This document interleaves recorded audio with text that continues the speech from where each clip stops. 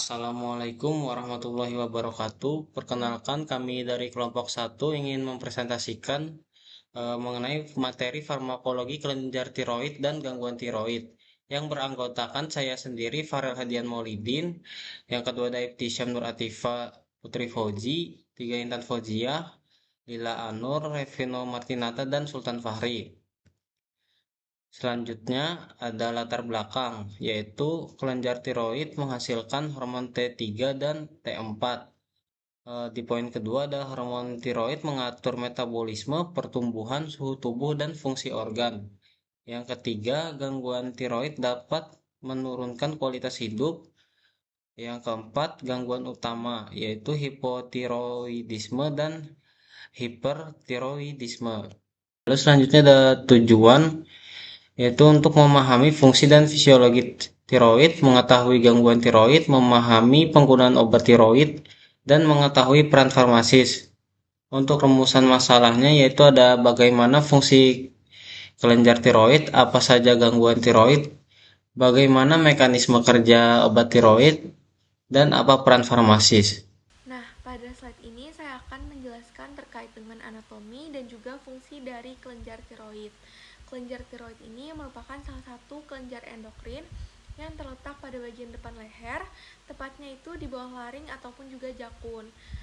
Bentuknya ini menyerupai kupu-kupu dengan terdiri dari dua lobus, yaitu lobus kanan dan juga lobus kiri, dan dihubungkan oleh bagian yang disebut isthmus. Meskipun ukurannya ini relatif kecil, tetapi hormon tiroid ini berperan sangat penting bagi tubuh karena menghasilkan hormon tiroid, yaitu hormon T3 dan juga T4. Hormon-hormon tersebutlah yang berfungsi untuk mengatur metabolisme di dalam tubuh. Metabolisme tersebut itu adalah proses tubuh untuk menghasilkan dan juga menggunakan energi. Selain itu, hormon tiroid juga berperan dalam tumbuh kembang, terutama pada anak-anak, serta membantu menjaga fungsi organ seperti jantung dan sistem syaraf agar dapat bekerja secara normal dan optimal. Oleh karena itu, apabila terjadi gangguan pada kelenjar tiroid, maka berbagai fungsi tubuh juga dapat terganggu.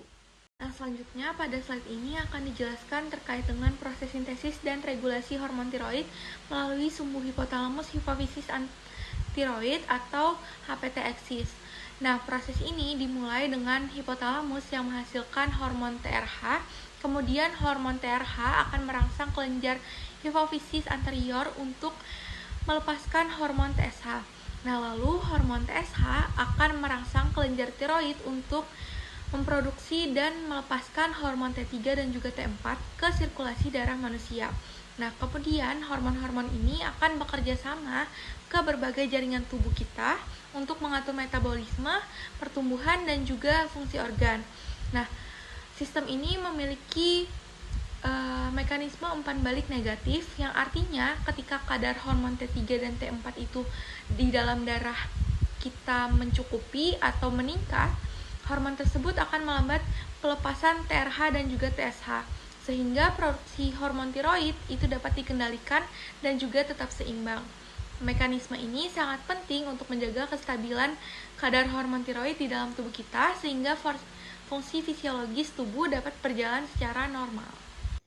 Gangguan tiroid, yaitu di mana kondisi ketika kelenjar tiroid tidak dapat menghasilkan hormon dalam jumlah normal. Secara umum, terdapat dua jenis gangguan utama, yaitu hipotiroidisme dan hipertiroidisme. Hipotiroidisme terjadi akibat kekurangan hormon tiroid, sehingga metabolisme tubuh menjadi lebih lambat. Akibatnya, pasien dapat mengalami mudah lelah, berat badan meningkat, kulit kering, serta sering merasa kedinginan. Sebaliknya, hipertiroidisme terjadi karena produksi hormon tiroid berlebih, sehingga metabolisme tubuh meningkat. Gejalanya antara lain jantung berdebar, penurunan berat badan, mudah berkeringat, tremor, dan rasa cemas. Oleh karena itu, gangguan tiroid perlu dikenali dan ditangani dengan tepat agar tidak mengganggu fungsi tubuh secara keseluruhan. Untuk memastikan adanya gangguan tiroid, diperlukan pemeriksaan laboratorium. Pemeriksaan utama yang dilakukan adalah THS, FT4, dan FT3. Kadar THS yang meningkat biasanya menunjukkan hipotiroidisme, Sedangkan kadar THS yang menurun menunjukkan hipertiroidisme. Selain untuk menegakkan diagnosis, pemeriksaan ini juga digunakan untuk memantau keberhasilan terapi yang diberikan dengan pemantauan yang rutin. Tenaga kesehatan dapat menyesuaikan dosis obat sesuai kondisi pasien dan mencegah terjadinya efek samping yang tidak diinginkan. Oleh karena itu, pemeriksaan laboratorium memiliki peran penting dalam pengelolaan pasien dengan gangguan tiroid. Selanjutnya, levotiroskin, indikasi hipotiroidisme, efek samping, palpitasi, tremor, insomnia, penurunan BB bila dosis berlebih. Mekanisme kerjanya menggantikan hormon T4 yang kurang diubah menjadi T3 aktif. Cara penggunaan pagi hari 30-60 menit sebelum makan. Propil tirosil atau PTU. Mekanisme kerjanya menghambat pembentukan hormon tiroid, menghambat konversi T4 menjadi T3. Kegunaannya hipertiroidisme, krisis tiroid, kehamilan trimester pertama.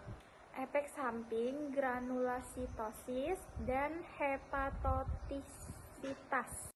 Metimazol, mekanisme kerja metimazol ini menghambat enzim TPO sehingga pembentukan hormon tiroidnya berkurang. Keunggulan dari metimazol, obat ini lebih kuat dibandingkan PTU dan juga lebih praktis untuk dikonsumsi. Dan juga ada efek samping. Efek samping dari metimazol ini biasanya terdapat ruam pada kulit, gangguan saluran cerna, dan juga agranulositosis. Dan juga kontraindikasinya biasa untuk kehamilan trimester pertama. Beta blocker dan iodium radioaktif. Beta blocker contohnya propanol untuk mengurangi takikardia, mengurangi tremor, dan juga mengurangi kecemasan.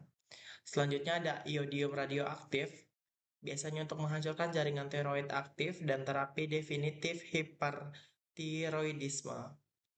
Dan kontraindikasinya untuk ibu hamil dan ibu menyusui. Selanjutnya, hubungan patosiologis dan terapi. Yang pertama, biasanya contohnya pada penyakit hipotiroidisme, penyebabnya itu kekurangan hormon tiroid, dan terapinya biasa dilakukan dengan cara levotiroskin.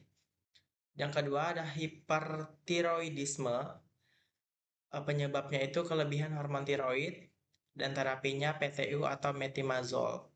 Yang ketiga ada hipertiroidisme berat, penyebabnya itu PTU atau metimazol, dan terapinya beta blocker.